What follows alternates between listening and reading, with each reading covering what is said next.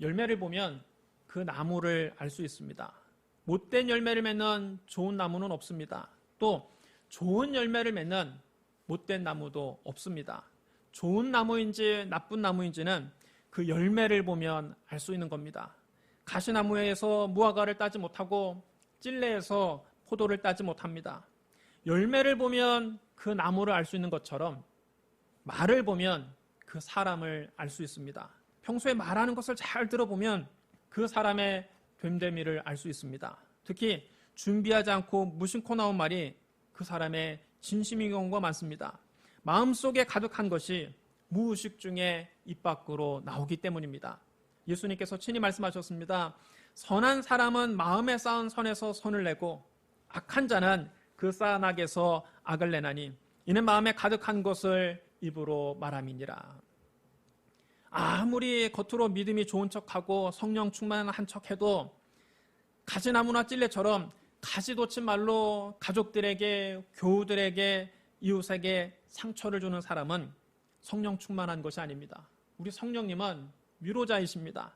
예수님 말씀하셨습니다. 내가 아버지께 구하겠으니 그가 또 다른 보혜사를 너희에게 주사 영원토록 너희와 함께 있게 하리니 그는 진리의 영이라 세상은 능히 그를 받지 못하나니 이는 그를 보지도 못하고 알지도 못함이라. 그러나 너희는 그를 아나니 그는 너희와 함께 거하시며 또 너희 속에 계시겠습니다. 여기서 보혜사를 영어 성경에서는 comforter 그렇게 해석했습니다. 이 말은 위로자라는 뜻입니다. 성령님은 항상 우리 곁에 계시면서 우리를 위로해 주시는 영이십니다. 그러므로 성령 충만한 사람은 믿음의 말, 소망의 말, 사랑의 말로 다른 사람을 위로합니다. 우리 하나님은 위로의 하나님이십니다. 고린도후서 1장 3절로 4절에 이렇게 기록되어 있습니다. 찬송하리로다. 그는 우리 주 예수 그리스도의 하나님이시요 자비의 아버지시요 모든 위로의 하나님이시며 우리의 모든 환난 중에서 우리를 위로하사 우리로 하여금 하나님께 받는 위로로서 모든 환난 중에 있는 자들을 능히 위로하게 하시는 이로다. 하나님을 닮은 사람은 환난 중에 있는 사람을 찾아가 위로합니다. 환난 당한 사람에게 믿음을 줍니다. 소망을 줍니다. 사랑을 줍니다. 용기를 줍니다. 성경 말씀합니다. 죽고 사는 것이 혀의 힘에 달렸나니 혀를 쓰기 좋아하는 자는 혀의 열매를 먹으리라. 말이 곧 혀의 열매입니다. 죽고 사는 것이 우리의 말에 달려 있습니다. 말을 어떻게 하느냐에 따라 죽기도 하고 살기도 하는 것입니다. 이스라엘 백성들이 가데스 바네아에 이르렀을 때입니다. 가데스 바네아는 가나안의 남쪽 경계입니다. 그들이 드디어 하나님이 약속하신 적과 꿀이는 땅 문턱에 이른 것입니다. 모세는 그곳에서 12명의 족장을 선택해서 40일 동안 가나안 땅을 정탐하고 돌아오라 했습니다. 모세의 명령을 받은 12정탐꾼은 40일 동안 가나안 땅 구석구석을 샅샅이 정탐했습니다. 그들의 가나안 땅을 정탐해 본 결과 과연 그곳은 적과 꿀이 흐르는 땅이었습니다. 그런데 정탐을 마치고 돌아온 정탐꾼들은 두 그룹으로 나뉘어서 모세와 이스라엘 백성에게 서로 상반된 보고를 합니다. 먼저 10명의 정탐꾼은 가나안 거민들을 보고 두려움에 사로잡혔습니다. 그들은 하나님이 주시겠다 약속하신 땅에 대해 악평합니다. 우리는 능히 올라가서 그 백성을 치지 못하리라. 그들은 우리보다 강하니라. 우리가 두루 다니며 정탐한 땅은 그 거주민을 삼키는 땅이요 거기서 본 모든 백성은 신장이 장대한 자들이며 거기서 네피림의 후손인 아낙 자손의 거인들을 보았나니 우리는 스스로 보기에도 메뚜기 같으니 그들이 보기에도 그와 같을 것이니라. 그러나 똑같은 가나안 땅을 보고 온 여호수아와 갈렙은 하나님을 믿는 믿음 위에서 담대하게 말했습니다. 우리가 두루 다니며 정탐한 땅은 심히 아름다운 땅이라. 여호와께서 우리를 기뻐하시면 우리를 그 땅으로 인도하여 들이시고 그 땅을 우리에게 주시리라. 이는 과연 적과 꿀이는 땅이니라. 다만 여호와를 거역하지는 말라. 또 그 땅 백성을 두려워하지 말라. 그들은 우리의 먹이라. 그들의 보호자는 그들에게서 떠났고 여호와는 우리와 함께 하시느니라. 그들을 두려워하지 말라.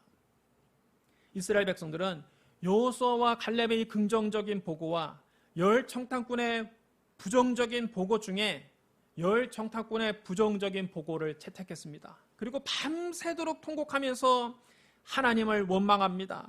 우리가 애굽에서 죽었거나 이 광야에서 죽었으면 좋았을 것을 어찌하여 여호와가 우리를 그 땅으로 인도하여 칼에 쓰러지게 하려 하는가? 우리 처자가 사로잡히리니 애굽으로 돌아가는 것이 낫지 아니하랴. 우리가 한 주의관을 세우고 애굽으로 돌아가자.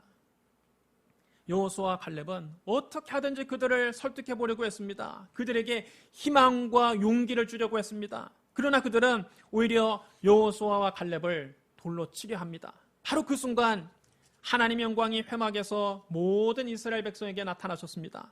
하나님께서 진노하셔서 모세와 아론에게 말씀하셨습니다. 나를 원망하는 이 악한 회중에게 내가 언제까지 참으랴? 이스라엘 자손이 나를 향하여 원망하는 바 그 원망하는 말을 내가 들었노라.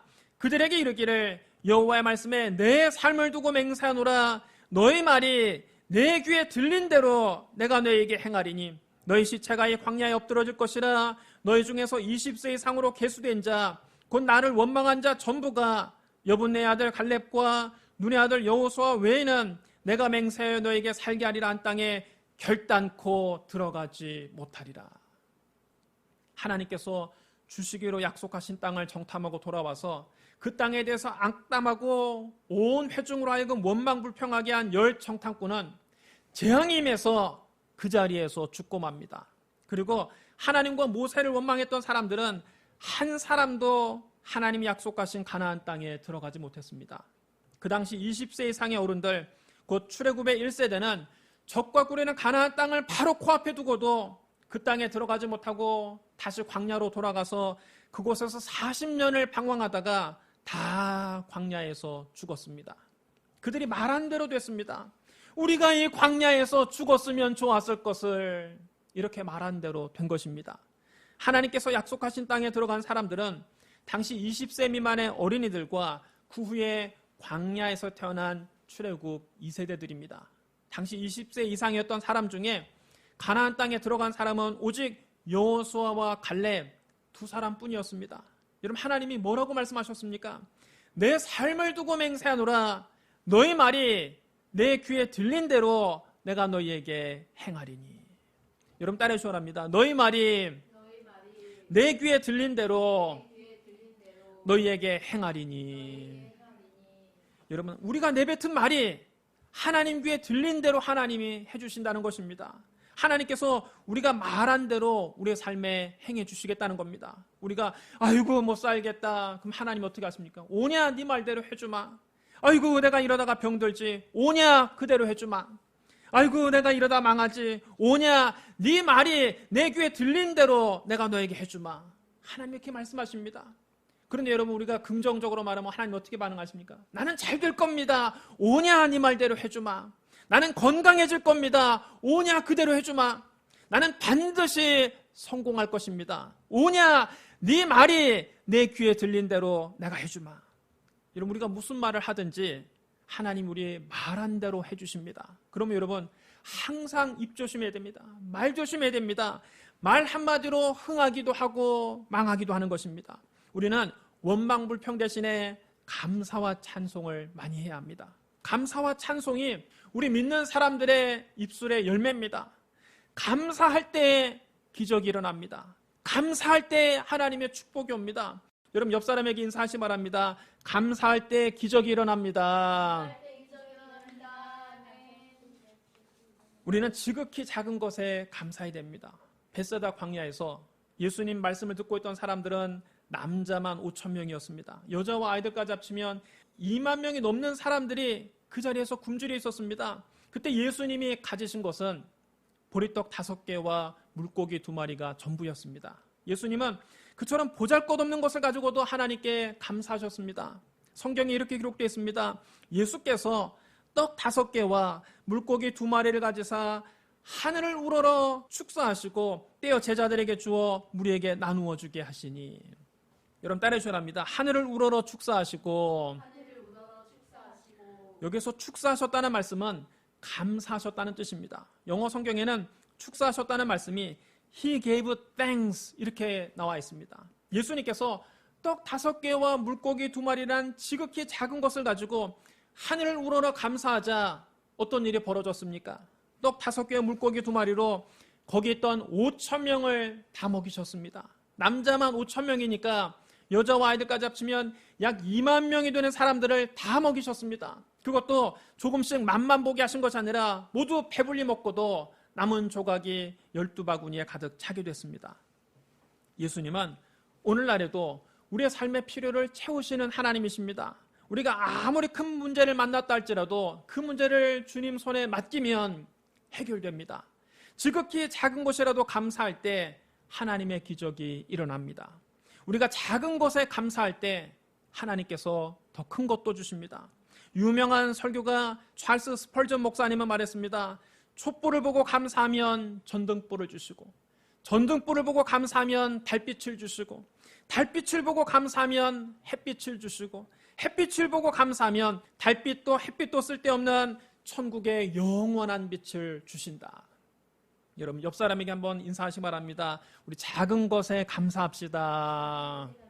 우리 작은 것에 감사합시다. 또 우리는 절망적인 상황에서도 감사해야 됩니다. 예수님께서 나사로가 살던 동네인 베다니에 도착하셨을 때는 나사로가 죽은 지 이미 나흘이나 지난 때였습니다.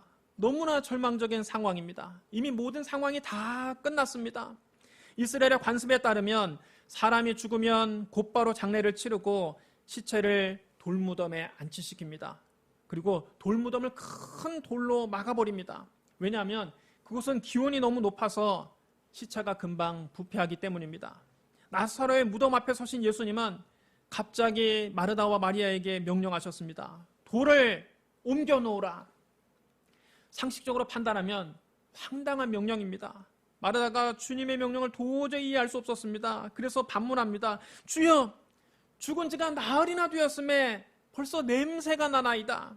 그러나 예수님은 마르다를 꾸짖으셨습니다. 내 말이 네가 믿으면 하나님의 영광을 보리라 하지 아니하였느냐.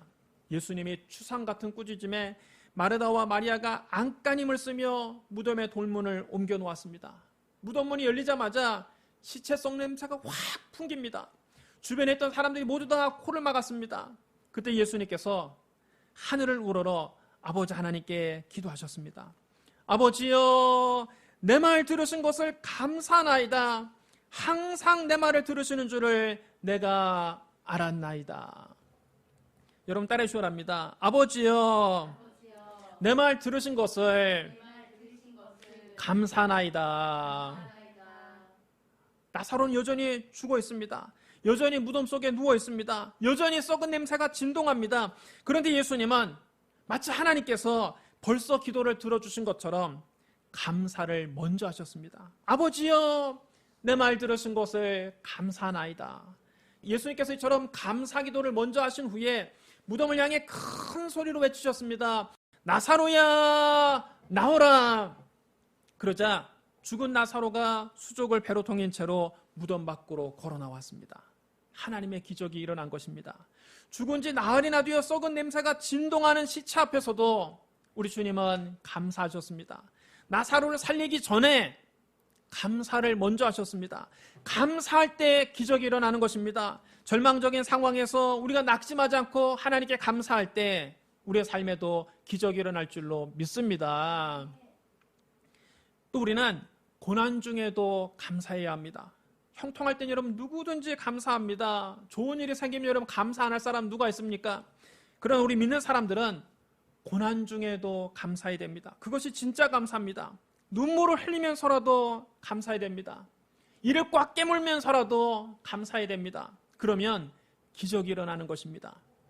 바울과 실라가 마게도냐의 빌립보 지방에 가서 복음을 증거하다가 잡혀서 감옥에 갇히게 됐습니다. 바울과 실라는 피투성이가 되도록 얻어맞고 악명 높은 빌립보의 지하 감옥에 수감됐습니다. 그들의 발목에는 착고가 채워졌습니다. 그들은 통증으로 인해서 잠을 잘 수가 없었습니다. 이쪽으로 돌아 누워도 몸이 아프고 저쪽으로 돌아 누워도 몸이 쓰라렸습니다. 게다가 지하에서 올라오는 그 차디찬 습기 때문에 온몸이 쑤십니다. 추위와 배고픔은 그들을 더욱더 비참하게 만들었습니다. 누구든지 이런 상황에서 감사하기란 쉽지 않습니다. 어두운 지하 감옥을 바라보고 자기 옆에 기어다니는 벌레들을 바라보고 자기 몸의 상처를 바라보고 추위에 떨고 있는 자기 자신을 바라보고 배가 고파서 배를 움켜쥐고 있는 자기 처지를 생각하면 도저히 감사가 나오지 않지요. 그러나 그들은 자기가 당한 고난을 바라보지 않고 자기들을 위해서 십자가를 짊어지신 예수 그리스도를 바라보았습니다. 자기에게 없는 것을 인해서 불평하지 않고 자기 안에 있는 그리스도를 인하여서 감사했습니다. 그들은 얼마든지 불평할 수 있었습니다. 하나님, 어떻게 나에게 이러실 수 있습니까? 내가 하나님께 어떻게 했는데? 하나님, 내가 주님을 위해서 어떻게 일했는데 어떻게 나에게 이런 고난만 다가옵니까? 하나님은 지금 어디 계십니까? 원망할 이유가 충분히 있었습니다. 그러나 바울과 실라는 원망하지 않았습니다. 불평하지도 않았습니다. 복음을 전하다가 매를 맞고 감옥에 갇힌 것마저 기쁘게 생각하고 하나님께 감사와 찬양을 올려드렸습니다. 아마도 바울은 지난날 자기 자신의 과거를 돌아봤을 것입니다. 감옥에 갇혀서 가만히 생각을 해보니까 지난 세월 자기 인생이 마치 영화처럼 쭉 지나갑니다. 바울은 본래 예수 믿는 사람들을 잡아다가 감옥에 가두고 그들을 박해하고 그들을 때리던 사람이었습니다. 그는 자기의 과거 행적 때문에 항상 스스로를 죄인 중에 괴수라고 생각하고 있었습니다. 그런데 그가 다메섹으로 가는 길에 부활하신 예수님을 만났습니다. 예수님이 그를 구원해 주셨습니다. 그뿐만 아니라 그를 이방인의 사도로 삼으셔서 온 천에 다니며 만민에게 복음을 전파하게 하셨습니다. 그는 이제 예수 그리스도를 전하다가 잡혀서 매를 맞고 감옥에 갇히게 됐지만 그것마저도 감사했습니다. 바울과 실라가 그 어두운 지하 감옥에서 하나님께 찬송을 올려드렸습니다.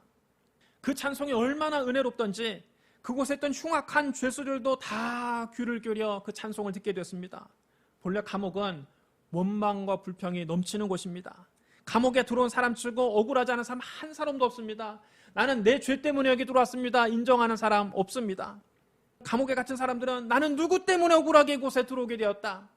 내가 여기서 나가기만 하면 그놈을 가만두지 않겠다. 되게 이렇게 앙심을 품고 일을 갑니다. 평소에 원망과 불평, 탄식과 욕설만 가득하던 죄수들도 바울과 실라의 찬송을 듣고 자기도 모르게 마음문이 열려서 눈물을 주르륵 흘리며 회개하기 시작했습니다.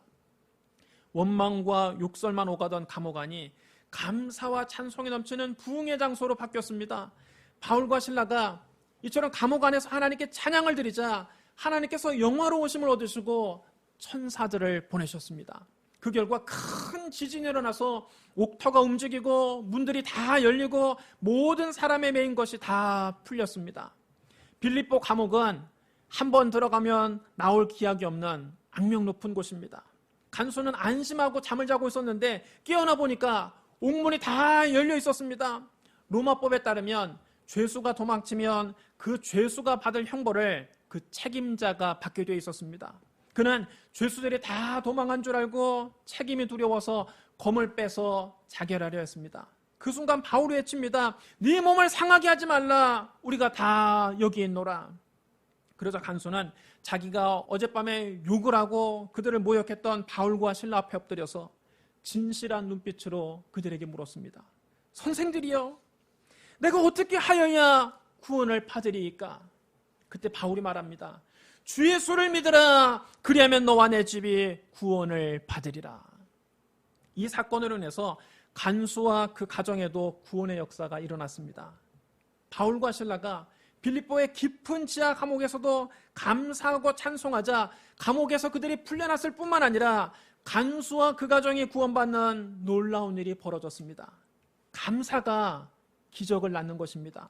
감사로 제사를 드리는 자가 나를 영화롭게 하나니 그의 행위를 옳게 하는 자에게 내가 하나님의 구원을 보이리라. 이 말씀이 그대로 이루어진 것입니다. 여러분은 지금 어떤 감옥에 갇혀 계십니까? 재정적인 문제가 여러분을 가지고 있는 감옥입니까? 가정 불화의 감옥에 갇혀 있습니까? 자녀들이 여러분 속을 아프게 하는 감옥입니까? 육체의 질병이 여러분을 묶고 있는 착고입니까? 인간 관계가 여러분의 감옥입니까? 여러분의 발목을 잡는 원수를 만났습니까? 우리가 그 감옥에서 원망하고 불평하면 더 큰 고통에 매이게 됩니다. 이럴 때일수록 우리가 바울과 실라처럼 예수 그리스도로 인해서 감사하고 찬양을 해야 합니다. 성경은 말합니다. 범사에 감사하라. 여러분 따라해 주셔야 합니다. 범사에 감사하라. 범사란 모든 일을 말하는 것입니다. 좋은 일과 좋지 않은 일을 통틀어서 말하는 것입니다. 좋은 일 있을 때만 감사하지 말고 좋지 않은 일에도 감사라는 뜻입니다. 우리가 어떤 환경에 처한다 할지라도 우리는 감사해야 됩니다. 고통 가운데 감사와 찬양을 드리면 하나님께서 절망의 감옥문을 열어주시고 고통의 쇠사슬을 풀어주셔서 하나님의 영광이 나타나게 해주십니다. 천국은 감사하는 사람들이 모인 곳이고 지옥은 불평하는 사람들이 모이는 곳입니다.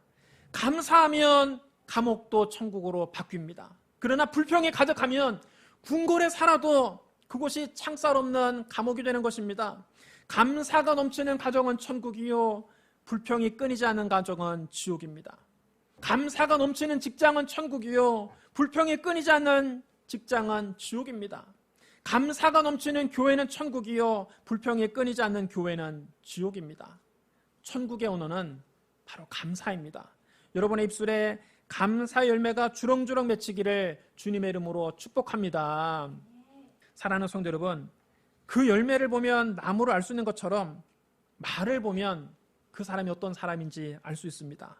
마음에 가득한 것이 입 밖으로 나오는 것입니다. 아무리 겉으로 믿음 좋은 척해도 입만 열면 믿음 없는 말, 절망적인 말, 가시돋친 말, 원망과 불평을 하는 사람은 마음속에 썩은 믿음을 가진 것입니다.